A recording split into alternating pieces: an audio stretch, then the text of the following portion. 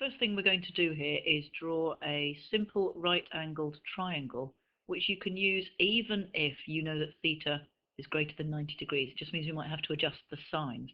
So here we have theta, and you're told that cos theta is equal to 2/3.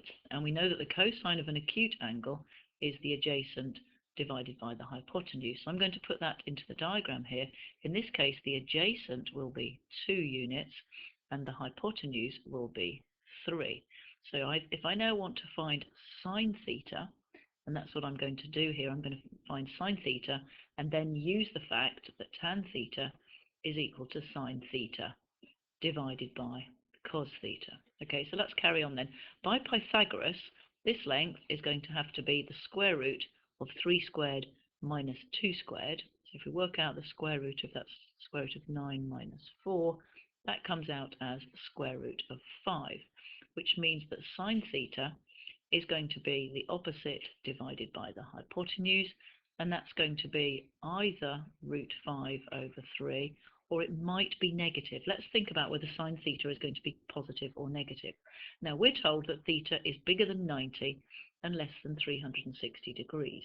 Okay, and we're also told that its cosine is positive. Now, if we look at the graph of cosine, which looks like that, so that's 360. Here we have 270. Here's 180. And here's 90.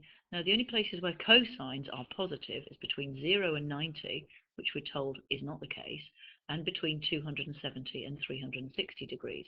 So we just need to now think about whether sines between 270 and 360 are sines positive or negative. And in fact, if we look at the sine graph, here's 270 and here's 360. So actually sines are going to be negative between 270 and 360. So in fact, sine theta is minus root 5 over 3.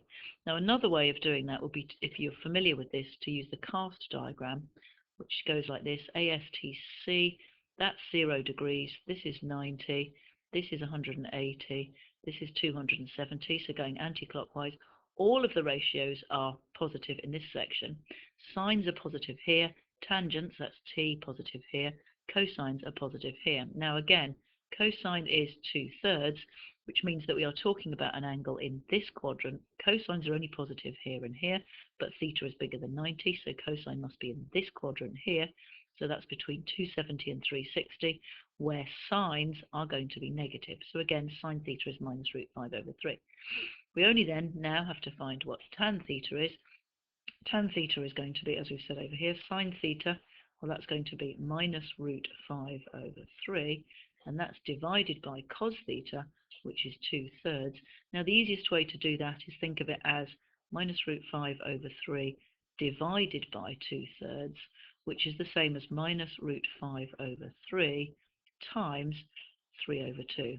The 3's cancel, and we end up with sine theta being minus root 5 over 2. Now, an alternative way of doing that is to use the fact that sine squared theta plus cos squared theta is equal to 1. Now, cos squared theta just means the square of cos theta, and we were told that cos theta is 2/3. Cos squared theta then is going to be 2/3 squared, which is 4/9, and that's equal to 1. If we rearrange this, we end up with sine squared theta is going to be 1 take away 4/9, which is 5/9, which means that sine theta, now again, it could be positive or it could be negative. It's the square root of 5/9, which is the square root of 5 divided by 3. And again, for the same reasons as above, we know that it's actually going to be the negative value because theta is between 270 and 360. So in fact, sine theta is going to be minus the square root of 5 divided by 3. And we'll then carry on the same as above to get tan theta is minus root 5 over 2.